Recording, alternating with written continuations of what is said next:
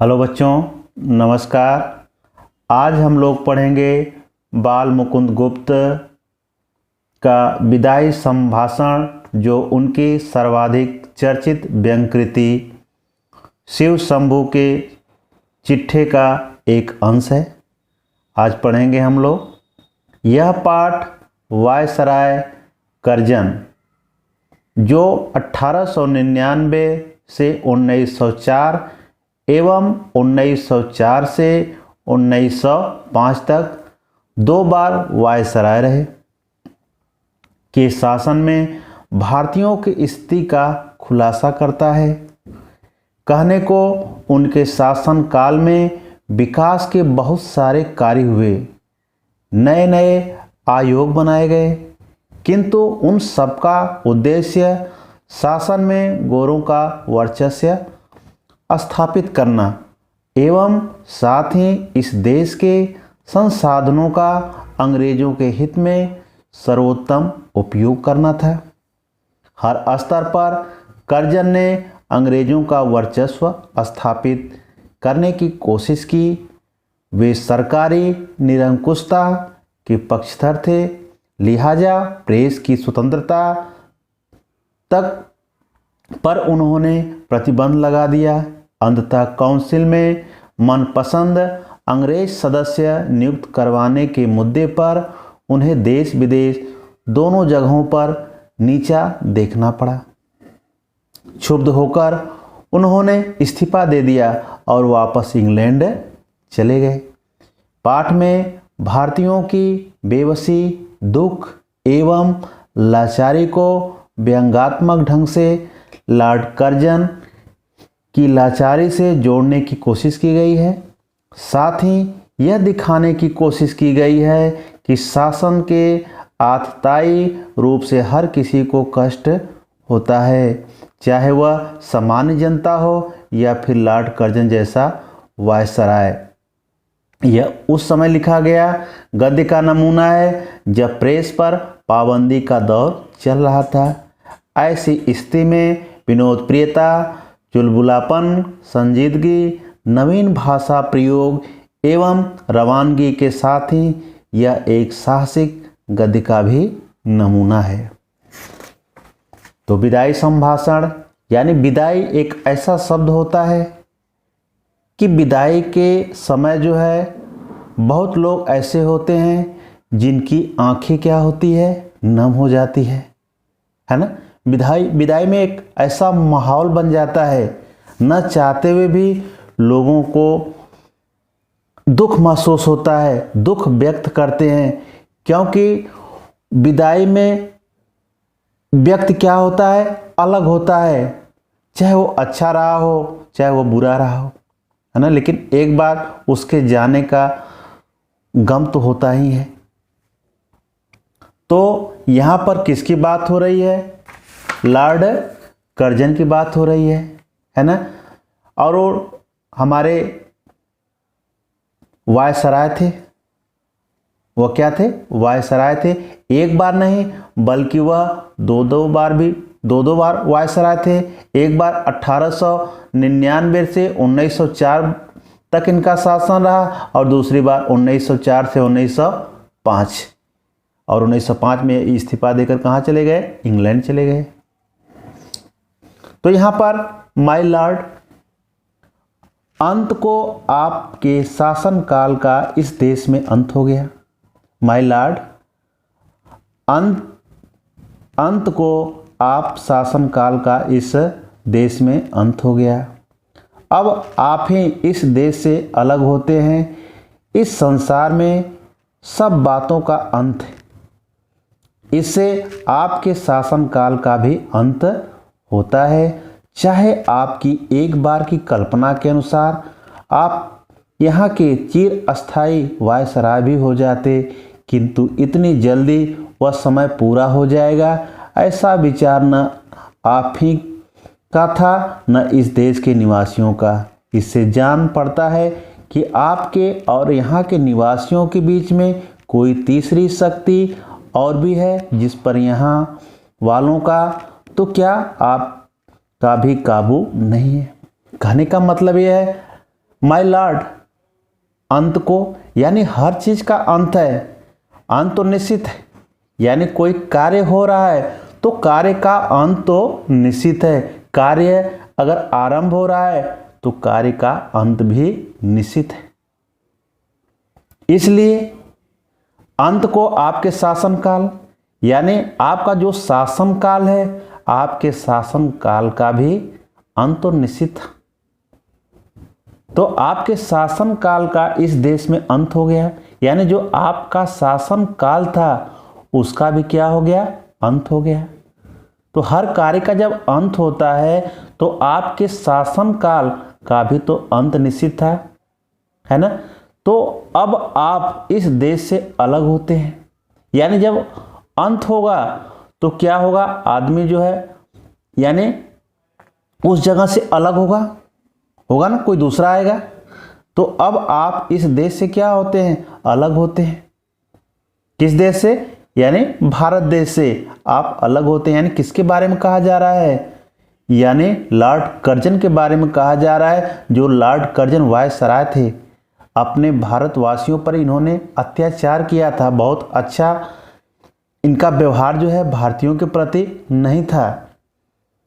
तो इनका जो व्यवहार था उस व्यवहार से भारतीय क्या थे, दुखी थे, ऐसी बात नहीं थी। फिर भी एक विदाई का ऐसा समय होता है कि लोग जो है थोड़ा सा उनका भाव बदल जाता है। तो इस संसार में सब बातों का अंत यहां पर कहा जा रहा है।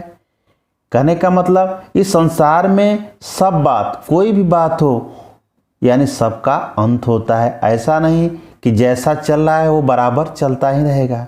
यानी संसार में जो भी बातें हैं सब बातों का अंत है। इससे आपके शासन काल का भी अंत होता है। इसी तरह से जो आपका शासन काल था उसका भी अंत होता है, उसका भी अंत होना निश्चित था। चाहे आपकी एक बार की कल्पना के अनुसार आप यहाँ चिरस्थायी वायसराय भी हो जाते। जैसे होता है ना, लोग सोचते हैं कि यह सत्ता जो है हमारी बराबर बनी रहेगी, कल्पना लोग ऐसा करते हैं। तो यहाँ कहने का अर्थ यही है कि चाहे आपकी एक बार की कल्पना के अनुसार आप यहाँ चिरस्थायी वायसराय भी हो जाते, यानी अस्थाई, यानी कभी हटने वाले नहीं। अगर आप एक कल्पना भी कर लेते कि मैं यहाँ का हमेशा के लिए वायसराय, चिरस्थायी का मतलब हमेशा होता है, तो हमेशा के लिए वायसराय हो गया, तो ये भी संभव नहीं है। किंतु इतनी जल्दी ये समय जो बीता, इतनी जल्दी वह समय पूरा हो जाएगा यह किसी को पता नहीं था। कहने का मतलब जो शासन का अंत हो जाएगा यह किसी को पता नहीं था कि इतना जल्दी शासन काल का अंत हो जाएगा आपके। ऐसा विचारना आप ही का था, ऐसा आपके मन में भी कभी विचार नहीं आया होगा, न इस देश के निवासियों का, न तो इस देश में रहने वाले निवासियों के मन में ऐसा विचार आया होगा कि आपके शासन काल का अंत इतना जल्दी हो जाएगा। इससे जान पड़ता है कि आपके और यहाँ के निवासियों की, यानी आपके और जो ये यहाँ के जो निवासी हैं उनके बीच में कोई तीसरी शक्ति और भी है। यानी यहाँ के जो निवासी हैं और आपके बीच में कोई ऐसी शक्ति है जो वह क्या कर रही है, यानी हर चीज का वो अंत करती है ना। तो कौन सी शक्ति है भाई, ये शक्ति तो किसी को पता नहीं है, हमको पता नहीं, आपको पता नहीं। कोई शक्ति तो जरूर है जो बीच में आकर के ऐसा कार्य कर रही है, तो जिस पर यहाँ वालों को तो क्या आपका भी काबू नहीं है। तो यहाँ के लोग का तो बात छोड़ो, आपका भी काबू नहीं है। ऐसा आप भी नहीं कर सकते, उस शक्ति को आप भी नहीं रोक सकते हैं, है ना। लेकिन यहाँ पर लॉर्ड कर्जन के बारे में क्या कहा गया है, बिछड़न समय बड़ा करोड़ोत्पादक होता है। बिछड़ने का समय जब आदमी अलग होता है यानी बिछड़ता है तो वह समय जो है करुणा से भर जाता है, दुख से भर जाता है। आप लोग भी आभास किए होंगे, आपको बिछड़ते देखकर आज हृदय में बड़ा दुख है। आप हमसे क्या हो रहे हैं? दूर हो रहे हैं, अलग हो रहे हैं। आज हमारे हृदय में आपके प्रति क्या है? बड़ा दुख है। यहाँ पर कवि द्वारा, यहाँ पर लेखक द्वारा क्या हो रहा है? व्यंग हो रहा है। लेखक व्यंग कर रहा है, ऐसा नहीं कि दुख जाहिर कर रहा है। यहाँ पर लॉर्ड कर्जन के बारे में व्यंग किया जा रहा है, क्योंकि वह भारतीयों के साथ बहुत अच्छा व्यवहार नहीं किया था।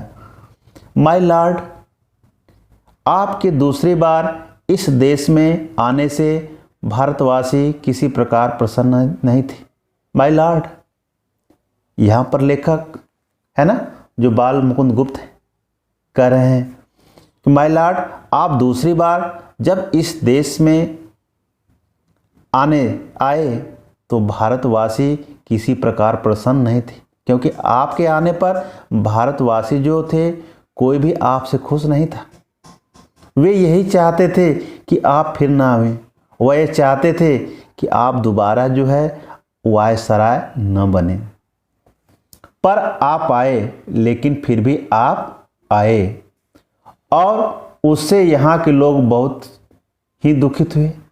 आपके आने पर यहाँ के लोग बहुत दुखित हुए। यानी पहले भी आपने ऐसा व्यवहार किया था जिसके कारण लोग दुखी थे। वे नहीं चाहते थे कि आप आएँ फिर दोबारा वायसराय बने, लेकिन आप आए जिसके कारण लोग जो है फिर दुखित हुए। वे दिन रात यही मनाते थे कि जल्द श्रीमान यहाँ से पधारें। अब वो रात दिन जो है वह यही मनाते थे कि यहाँ से श्रीमान जल्दी चले जाएं। पर अहो, आज आपके जाने पर हर्ष की जगह विषाद होता है। लेकिन आपके जाने पर यानी विदाई के समय, यानी जब लॉर्ड कर्जन की क्या होती है? विदाई। तो आज आपके जाने पर हर्ष की जगह विषाद होता है। यानी आप जा रहे हो तो यहाँ पर खुशी नहीं हो रहा है, बल्कि दुख हो रहा है। आपके जाने पर क्या हो रहा है? दुख। तो आपको बता दिए कि यानी विदाई एक ऐसा माहौल बन जाता है कि अच्छा हो चाहे बुरा हो, एक बार आदमी का मन क्या होता है? दुख से भर जाता है ना। तो इसी से जाने का विचरण समय बड़ा करुणोत्पादक होता है।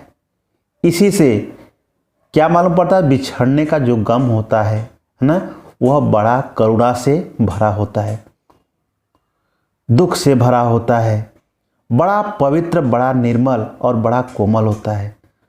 और यह करुणा भरा भाव जो है कैसा होता है? पवित्र होता है, बड़ा निर्मल होता है और बड़ा कोमल होता है। वैर भाव छूटकर शांत रस का आविर्भाव उस समय होता है। यानी जो आदमी के अंदर वैर का भाव, दुश्मनी का भाव होता है, बल्कि वह भाव क्या हो जाता है? एकदम शांत रस में बदल जाता है, एकदम शांत रस में। यानी आदमी जो है एक तरह से एकदम शांत हो जाता है। माय लॉर्ड का देश देखने का इस दिन ब्राह्मण को कभी इस जन्म से सौभाग्य नहीं हुआ। माय लॉर्ड यानी किसको कहा जा रहा है? लॉर्ड कर्जन को। का देश देखने का इस दिन यानी गरीब ब्राह्मण को कभी इस जन्म में सौभाग्य नहीं हुआ। इससे नहीं जानता कि वह बिछड़ने के समय लोगों का क्या भाव होता है। यानी इससे नहीं जानता है कि वहाँ बिछड़ने के समय लोगों का क्या भाव होता है कि नहीं। लेकिन इस देश के, यानी किस देश की बात हो रही है? भारत देश की बात हो रही है। इस देश के पशु पक्षियों को भी बिछड़ने के समय उदास देखा है। हमारा देश ऐसा है, भारत देश, कि यहाँ पर पशु पक्षी भी अगर बिछड़ते हैं, अलग होते हैं, तो उनको भी उदास देखा गया है। यह है हमारा भारत देश। एक बार शिव शंभू की 2 गायें थी। एक कहानी है, एक बार शिव शंभू की 2 गायें थी। उनमें एक अधिक बल वाली थी, कहने का मतलब दो गाय हैं तो उसमें कुछ ना कुछ तो विशेषता होगी ही। तो उसमें से एक बहुत बल वाली थी, जिसके पास बहुत बल था, है ना। वह कभी कभी अपने सींगों की टक्कर से दूसरी कमजोर गाय को क्या करती थी, गिरा देती थी। दो गाय थी, एक बलशाली थी, बल था उसके पास, तो अपने सींग के टक्कर से जो दूसरी गाय थी कमजोर थी, है ना। ये तो बलशाली थी, इसके पास बल था, लेकिन जो दूसरी गाय थी क्या होती, कमजोर थी। तो उस कमजोर गाय को अपने सींग के टक्कर से क्या करती थी, गिरा देती थी। एक दिन वह टक्कर मारने वाली गाय पुरोहित को दे दी गई। अब सोचिए आप, वह यानी एक दिन वह टक्कर मारने वाली गाय किसको दे दी गई, पुरोहित को दे दी गई। तो कहने का मतलब अब उसको तो खुश होना चाहिए, जो कमजोर गाय थी, कि चलो ये मार रही थी, अब ये यहां से चली गई। लेकिन हमारा भारत देश ऐसा है, आप समझ लीजिए, देखा कि दुर्बल गाय उसके चले जाने से प्रसन्न नहीं हुई। अब वो गाय तो पुरोहित लेके चला गया, लेकिन जिस गाय को मार रही थी, कमजोर जो गाय थी, उसके चले जाने से खुश नहीं थी, प्रसन्न नहीं थी। क्योंकि जाने का गम तो होता ही है। जैसे लॉर्ड कर्जन जब इनका विदाई हुआ तो इनके जाने का जैसे गम हुआ, लोगों को भले से अच्छा कार्य न किए हों, लेकिन वह लोगों के साथ रहे, तो उनके जाने का गम जो है भारतवासियों को भी हुआ। यहाँ पर क्योंकि भारत देश ऐसा है, हमारा देश ऐसा है, यहाँ पर एक गाय के माध्यम से उदाहरण दिया गया है। यानी वह गाय जो मारने वाली गाय थी वह पुरोहित को दे दिया गया, लेकिन वह दुर्बल गाय जो कमजोर गाय थी उसके चले जाने पर प्रसन्न नहीं थी, वरन जो उस दिन वह भूखी खड़ी रही। अब उसको इतना दुख हुआ कि वह गाय जो है उस दिन भूखी रह गई, एकदम भूखी खड़ी रही, कुछ भी खाया पिया नहीं, चारा छुआ तक नहीं, यानी कुछ भी खाया पिया नहीं। आप समझ सकते हैं कि उस गाय के जाने का गम जो है कितना रहा होगा उसको, क्यों खाना तक नहीं खाया। माय लॉर्ड, जिस देश के पशुओं के बिछड़ते समय यह दशा होती है, माय लॉर्ड, आप समझ सकते हैं, जिस देश के पशुओं के बिछड़ते समय यह दशा होती है, पशु जो है बिछड़ने के बाद नहीं रह पाते हैं, तो वहाँ मनुष्यों की कैसी दशा हो सकती है। तो आप समझ सकते हैं कि यह भारत देश है, यहाँ के मनुष्यों की कैसी दशा होगी जब आदमी एक दूसरे से अलग होता होगा। तो इसका अंदाज़ा लगाना कठिन नहीं है, आप इसका अंदाज़ा लगा सकते हैं। आगे भी इस देश में जो प्रधान शासक है, आगे भी है ना, इस देश में जो प्रधान शासक जिन्होंने शासन किया, अंत में उनको जाना ही पड़ा। कोई ऐसा नहीं था जिसका शासन का काल का अंत न हुआ हो, उनको भी एक दिन जाना ही पड़ा। इससे आपका जाना भी परंपरा की चाल से कुछ अलग नहीं है। तो अगर देखा जाए तो जो परंपरा बनी थी कि जो लोग आए शासन किए फिर उनका अंत हुआ वो चले गए, तो उसके अनुसार जो है आपको भी एक दिन जाना पड़ेगा, आपके शासन काल का भी अंत होगा। ये तो कुछ अलग बात थी नहीं। तथापि आपके शासन काल का नाटक घोर दुखांत है, यानी जो आपका शासन काल था अगर उसका देखा जाए तो जो नाटक यानी घोर दुखांत, यानी दुख से भरा हुआ था, उस दुख का अंत नहीं था। और अधिक आश्चर्य की बात यह है कि दर्शक तो क्या स्वयं सूत्रधार भी नहीं जानता था। सबसे अधिक आश्चर्य वाली बात यह थी कि दर्शक की बात छोड़िए, जो स्वयं सूत्रधार भी नहीं जानता था कि उसने जो खेल सुखांत समझकर खेलना आरंभ किया था वही दुखांत हो जाएगा। यानी जो सुख समझकर खेल खेल रहा था, यानी अपना स्वार्थ सिद्ध करने के लिए जो खेल खेल रहा था कि यह कार्य जो है हमारा पूर्ण रूप से होगा, वह सुख समझ करके वह कार्य कर रहा था, लेकिन वही खेल जो है उसका जो आरंभ जो है वह दुखांत हो जाएगा, यानी दुख से भर जाएगा। जिसके आदि में सुख या मध्य में सीमा से बाहर सुख था, उसका अंत ऐसे घोर दुख के साथ कैसे हुआ। यानी उसका अंत जो है इतना दुख से भरा होगा, ऐसा कोई सोचा भी ना था, है ना। मध्य में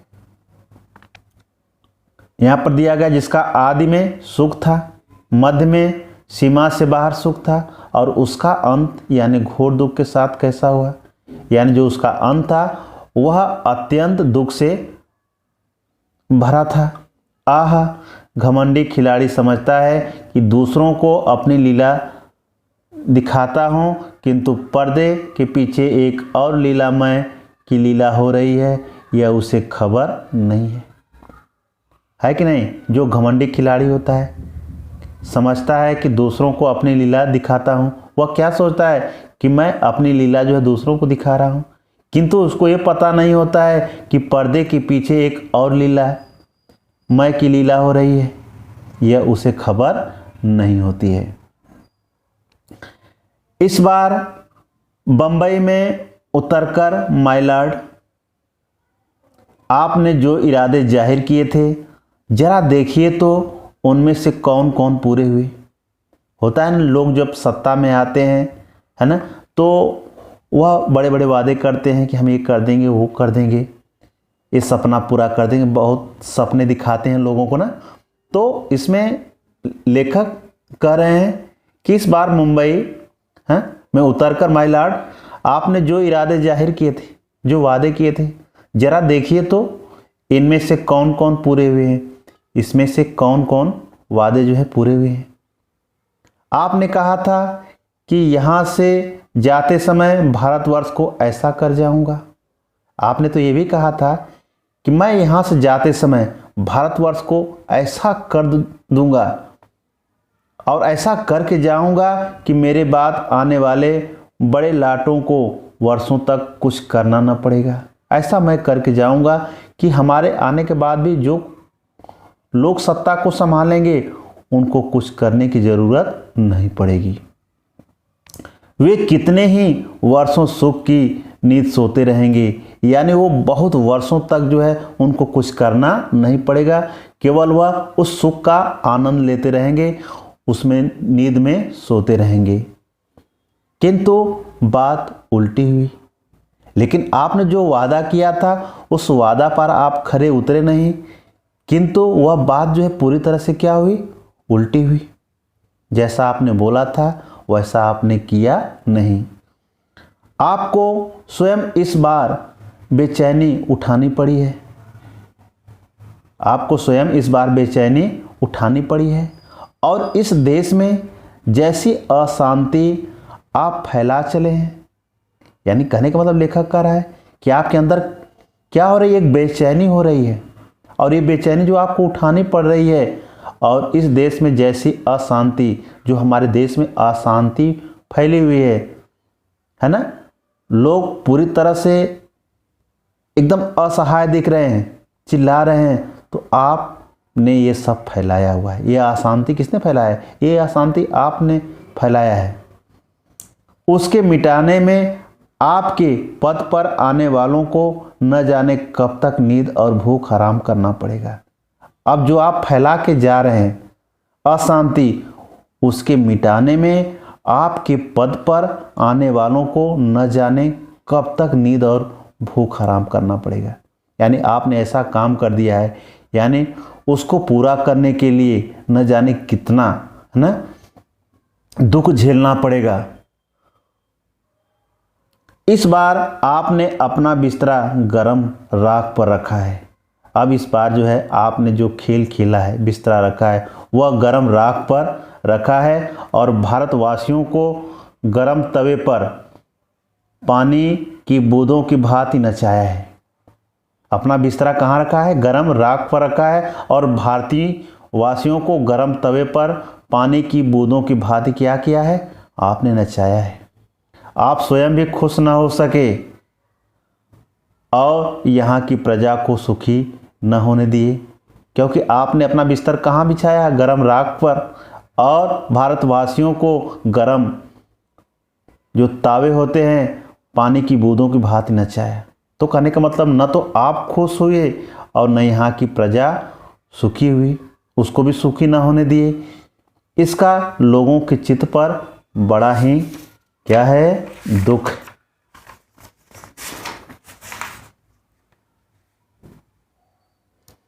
विचारिए तो, है ना, विचारिए तो क्या शान आपकी इस देश में थी। आप थोड़ा सा विचार करके देखिए कि इस देश में आपकी शान क्या थी,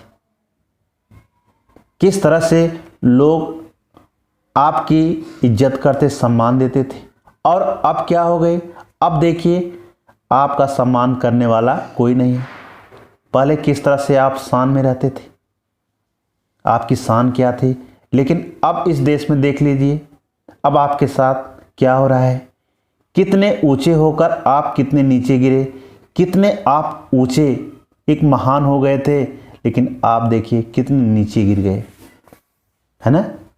पहले की अपेक्षा आप देखिए आप किस तरह से हैं लग रहे हैं, ऊंचे होकर नीचे गिरना।